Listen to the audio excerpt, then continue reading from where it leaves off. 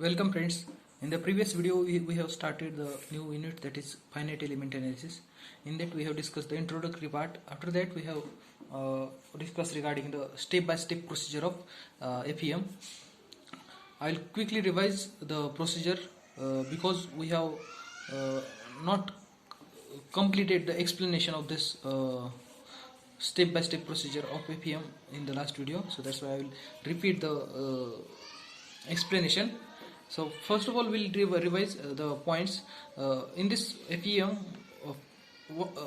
Which steps we are following. So they are namely as to select a suitable variable and elements, discretize the continuum, select interpolation function, find the element properties, assemble the element properties to get global properties, impose boundary condition, solve the system of equation to get the nodal unknowns, make the additional calculations to get the required values.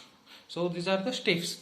Now we have discussed the steps, first few steps, that is to select the variable, select variable and element. We have also discussed what is discretization. After that we have discussed regarding how to select the interpolating function. And the first step is of selecting the element, finding the element properties. So to find the element properties, we have taken the example of the stiffness coefficient equation. In this the equation, the properties of single elements are assembled by this process. In the fourth step we are finding out the properties of single element. Okay, after that in the fifth step what we are doing, we are so for finding out the properties of element we can use four methods. First is direct approach, second is variational approach, weighted residual approach, energy balance approach. So these are the methods for finding out the element properties. After that, after finding the element properties, we'll assemble these all properties of all the elements, and we'll combinedly find out the properties of whole structure. Or you can say that we'll find out the global properties. So that's why we have taken the sixth example of equation in which K is global stiffness matrix, D here,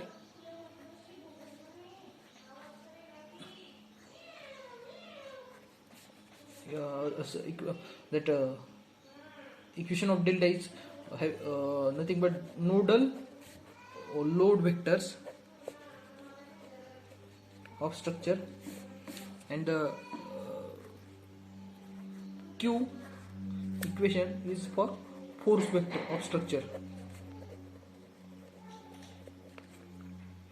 After that, after using this equation, we will impose boundary condition in the next step. The boundary conditions are imposed to find the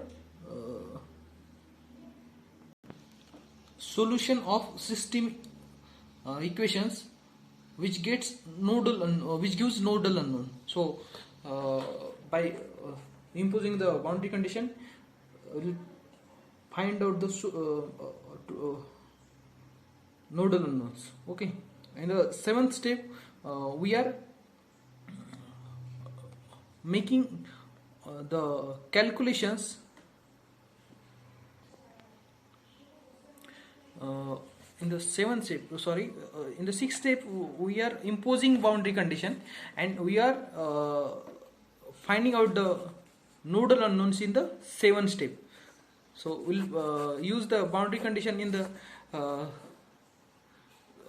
we'll determine the constants which are required for the equation of this determination of nodal unknowns in the sixth step.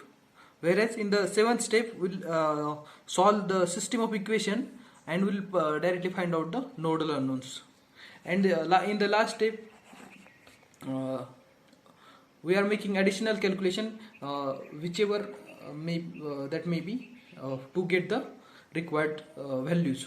So this is how we are following the finite element procedure. Now after that we'll see the next part, that is